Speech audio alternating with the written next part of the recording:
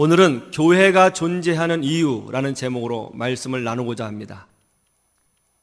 교회가 이 땅에 존재하는 이유는 바로 선교하기 위해서 존재하는 것이고 전도하기 위해서 존재하는 것입니다. 복음을 전하는 것이 교회의 가장 큰 사명이고 우선되어져야 할 사명인 것이죠. 이 본질을 잃어버리지 않을 때에 하나님께서 우리와 함께 하시고 기적을 보여주시고 우리를 통하여 하나님의 뜻을 이루어 가시는 것을 우리가 보게 되는 줄로 믿습니다. 우리가 본질에 충성할 때에 기억해야 될 두 번째는 이겁니다. 서로 협력해야 된다는 거예요. 한번 따라해 보세요. 둘씩. 오늘 7절 말씀 다시 한번 보세요.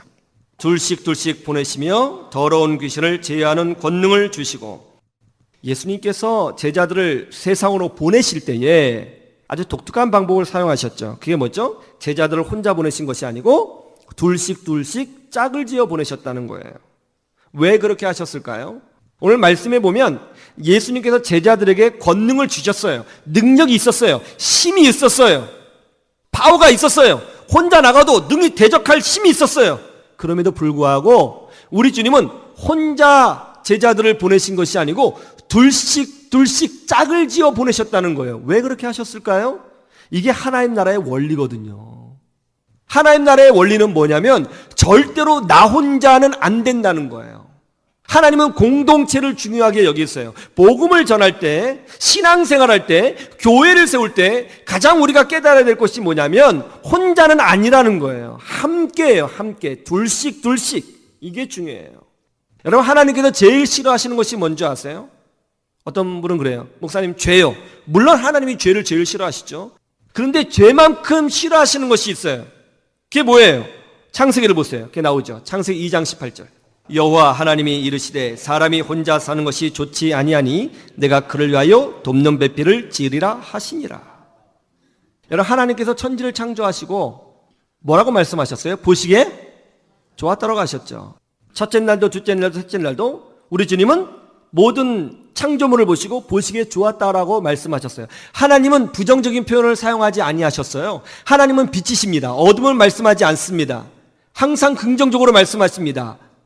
선한 것을 말씀하세요. 그런데 놀랍게도 창세기에, 그것도 초반에 딱 한 번 부정적인 표현이 나오는데 바로 여기에요. 하나님이 보시기에 좋지 않은 게 하나가 있었다는 거예요. 부정적으로 말씀하세요. 이건 충격적인 거예요. 그 부정적인 내용이 뭐예요? 사람이 혼자 있는 것을 보시고 좋지 않게 생각하셨다는 거예요. 하나님은 혼자 있는 것을 좋지 않게 생각하세요.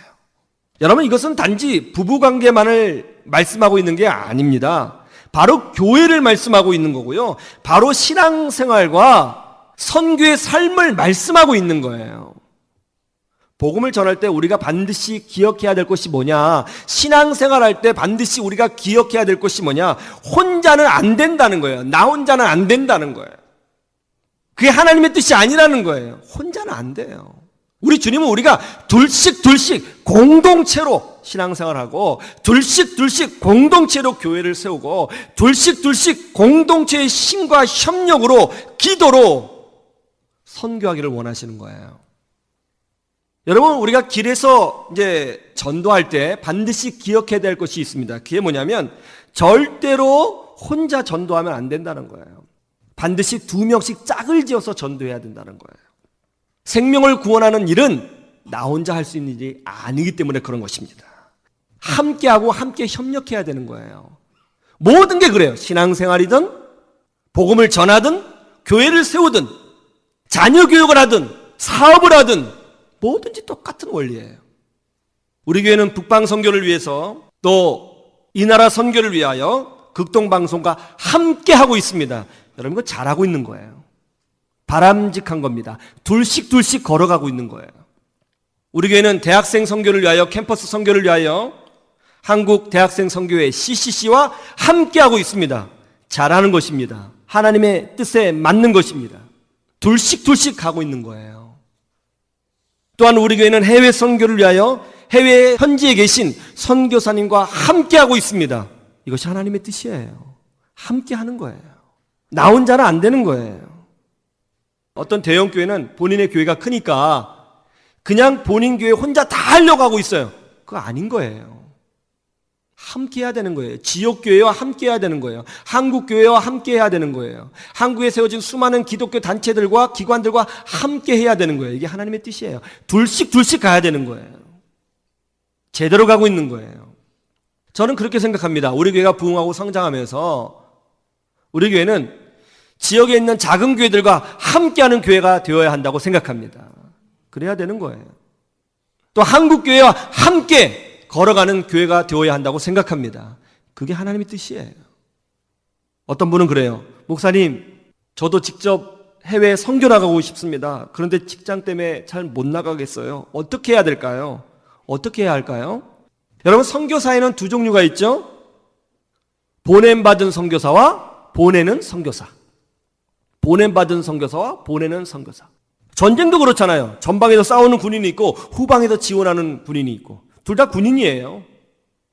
내가 직접 보냄을 받지 못했으면 보내는 선교사로서의 역할을 감당하면 되는 거예요. 그것도 선교사입니다. 그것도 군인입니다. 굉장히 중요한 거예요.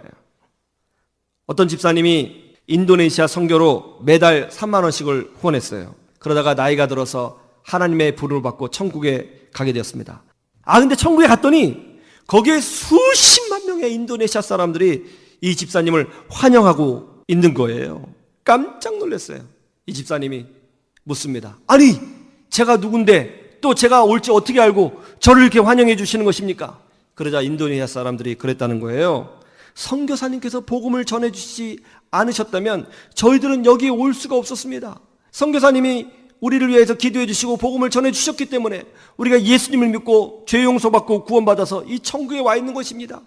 소식을 들으니까 선교사님이 천국으로 오신다고 해서 저희들이 다 모여서 선교사님을 환영하고 있는 겁니다. 그랬다는 거예요. 보내는 선교사도 선교사입니다. 하나님은 우리가 합력하여 선을 이루기를 원하시는 줄로 믿으시기를 주님의 이름으로 축원합니다. 교회를 섬길 때 둘씩 섬기는 거예요. 기도도요. 뭐라고 주님이 말씀하셨어요? 너희가 내 이름으로 두세 사람이 모인 그곳에는 나도 너희와 함께 하리라. 신앙생활도 둘씩 하는 거예요. 혼자는 안 되는 거예요. 하나님은 공동체를 기뻐하십니다. 그래서 교회가 세워진 거예요. 선교를 할 때, 복음을 전할 때도 둘씩 하는 거예요. 함께하고 협력하는 거예요. 어떤 청년의 아버지가 이 신장, 콩팥에 문제가 있어서 투병하고 있었어요. 그래서 제가 청년들과 함께 좀 모금을 했습니다.